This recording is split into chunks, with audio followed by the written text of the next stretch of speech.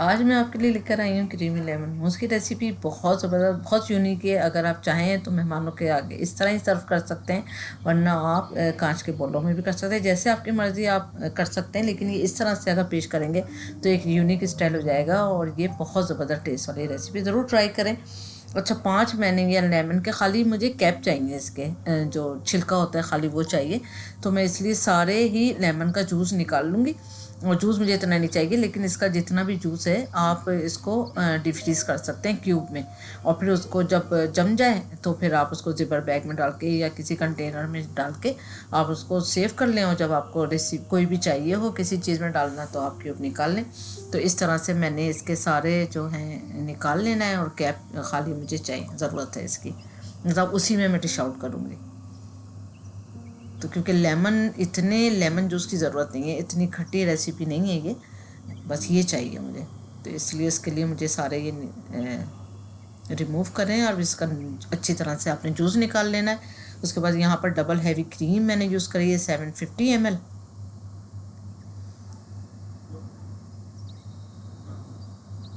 बहुत झटपट बन जाने वाली है और यूनिक सी रेसिपी है। कभी कभी ये होता है कि किसी की कॉल आ गई, हम आ रहे हैं, तो आपने जल्दी से झटपट इसको बना लें। और इसको ठंडा ठंडा पेश करते हैं तो आपने थोड़ी देर के लिए बस डिफ्रीज़ कर दें ताकि ये ठंडी हो जाए। और उसके बाद नीचे रखें और फिर आप इसको पेश करें। बहुत ज़बरदस्त सी क्रीमी सी रिच रेसिपी है एकदम। और आजकल के बच्चों को तो क्रीमी वाली चीज़ें बहुत ही पसंद आ रही होती हैं। और यहाँ पर मैंने चीनी ली है 1.5 कप, मेजरमेंट वाला कप लिएगा। मेरे पास ये मग है बड़ा, तो ये मग जो है वो 1.5 कप मेजरमेंट वाला कप के बराबर है। अच्छा, मैंने ब्राउन शुगर का इस्तेमाल किया है, आप नॉर्मल शुगर का भी इस्तेमाल कर सकते हैं। और अच्छी तरह इसको मिक्स करें।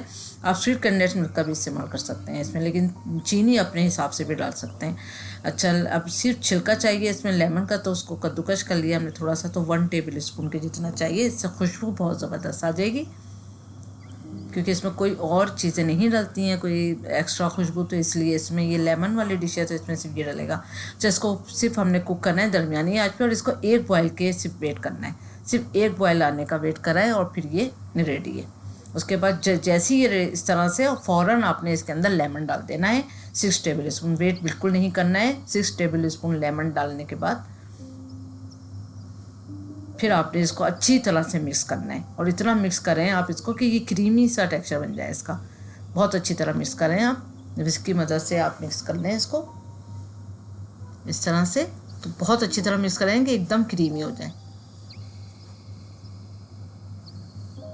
बस उसके बाद हम एक एक इसमें कैप में ये फिलअप कर देंगे। और ये बहुत यूनिक भी लगेगी और बहुत ज़बरदस्त सी भी लगेगी रेसिपी, और बहुत मज़ेदार थी।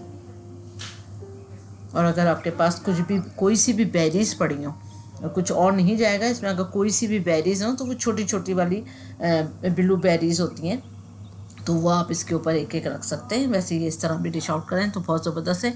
तो ज़रूर ट्राई करें ये recipe. Thank you for watching. दुआ में याद रखें, अपना ख्याल रखें, शेयर करें, लाइक करें, सब्सक्राइब करें। अल्लाह हाफिज़।